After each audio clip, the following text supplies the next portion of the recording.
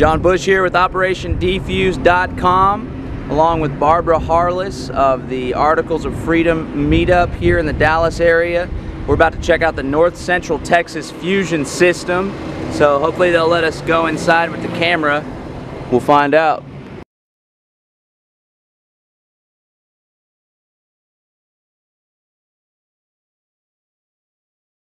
We are very proud of what we've managed to do here over time.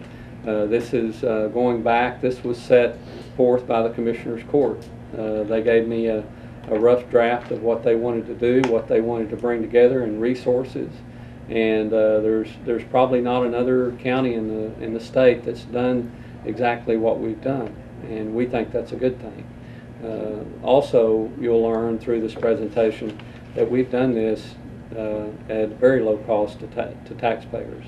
Out of all this staff that you'll see here today, including all the people that volunteer, the interns, we just had 2 Embry-Riddle students that were getting their degree in intelligence that interned here. It's the 2nd year.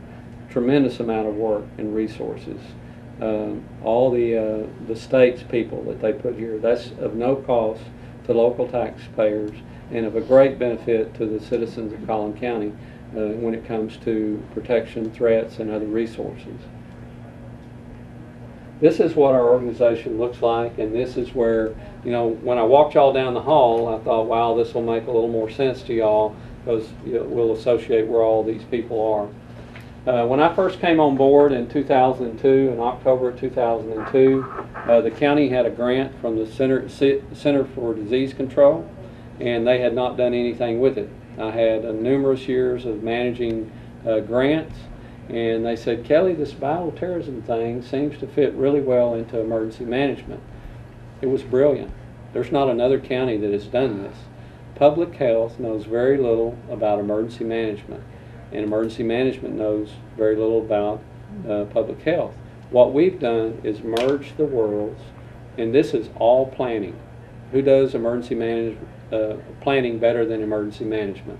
So I've got a staff of a coordinator, the administrative assistant, and then Maria is our planner, but she also doubles as our MRC coordinator. And then I have an IT specialist, Steve Wasserman, who's out working on stuff now.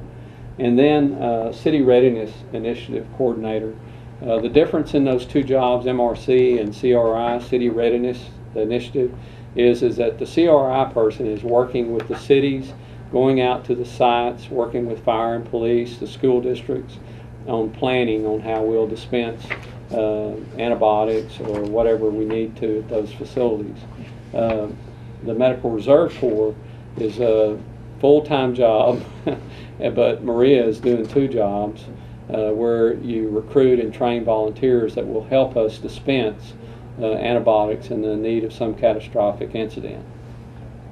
Also, she's not on there, but I was originally the epidemiologist came under my department. She's still funded by this grant, but that's Dr. Whitty, who is our epidemiologist now that does the disease surveillance. In 2005, we were one of the last counties, the last urban county in the state to start screening people in courthouses. We're hearing and seeing incidents occur all over the state of Texas. Tyler, shootings at courthouses. A lot of things going on at courthouses, and so the Commissioner's Court decided to adopt a plan actually that I'd written in 1998 for screening people that come into the courthouse. So we implemented that. We have 14 non-sworn officers that work from 7 in the morning till 10 at night, different shifts. And they're just like you go to the airport, they're screening people that are coming in, going through magnetometers, x-rays, and every so often we have a weapon. Someone will bring a gun to court. And sometimes they're lawyers, you know, and sometimes they're plaintiffs or other people on civil action that are bringing a gun to court, and they're arrested there, and depending on the circumstances, When you say non-sworn officers, does that mean they're a volunteer, they're on a payroll? What does that mean? That means they're not active police officers. They don't have the authority to arrest. The sheriff has 2 sworn officers that back these people up.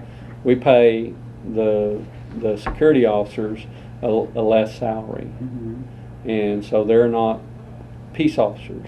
They're just security officers trained to perform their duty and screening people to ensure that they're not bringing weapons like guns and knives and machetes into the court's facility.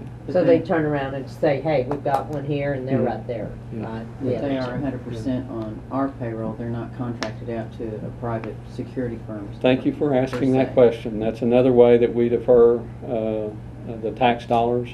All of our equipment and staff for this is paid through court cost. I only have 3.5 employees out of all these employees that come out of the county budget. 3.5 because one of my employees is paid for, part of it is paid for by a grant. So when you go to court, or someone goes to court, they pay a court cost. Part of that court cost goes to courthouse security. So we have all this time managed to do all of the equipment needs and staffing for those positions using court costs. In other words, a user fee, not tax dollars. I probably didn't listen carefully, but I thought you asked about contract, no matter There where the are money employees. comes from, contract people, which a natural thought Outside, there would, private, yeah. huh? Right, Do we a count- natural thought I had, if I heard it correctly, would be security, the checking of those people that the contract people send. We don't have contract people. Okay, that's why I just didn't hear it carefully. Yeah, we hire the people ourselves, do the background. County We're an employees. at-will employer here, by the way, which I like. I don't have a contract. I've been here 25 years, and if the court decides that they don't want me in this position, I have no right to this job. I have no property rights to this job. Neither does anyone that works for me. So you don't utilize any security, private security That's firms more or or less what we're anything talking to about. that? I'm not We train, hire and train our own, and pay for those people. Because more and more I'm finding at the state level, they're hiring contractors that may not be relevant to your things. They're hiring firms who are legal, et cetera, et cetera. And then they hire whomever they want, and you can see it. You can see. They're going for the roads. the So they're least- not doing what's number one, legal, and number two, may or may not be getting good efficiency. Well, I think government can hire contractors. Denton County hires Well, they don't check the all of people their, that they hire. right, They not don't. like I do. Right. That's why I wondered, because that's a no-no, and they're doing it. Yeah. Well, legally they can do it. Well, not if they. But in my were aware opinion, that it's they weren't not. legal, the people that are working for the contractors, but they don't bother to find out. Oh, So they're not I don't know that knowingly story. Yeah. committing any offenses. Yeah. But you do a better job than that, it sounds Well, like. thanks. That's good. We try so hard. Yeah. So. Okay, I'm sorry. I didn't mean Okay, to- no, that's fine. And then the fire marshal's office is also part of my department. The fire marshal does arson investigations out in unincorporated areas. Someone burns down a house or a building in an unincorporated area. That's Steve Defiball's job to follow up on that. Also, they coordinate all the volunteer fire departments in the county, and also follow up on illegal dumping as well as nuisance abatement. Homes out in the county will kind of get run down, quit paying their taxes, and then it just becomes an eyesore or a health hazard. Well, it's Steve's job to follow up on that and make sure that that gets cleaned up. Is Steve the marshal, the fire marshal? Yes. Is that a county level or state? County. That's a county. Didn't John, didn't Art also go to nuisance abatement for the gun issue? Is that Yeah. right? I was just curious. Sorry.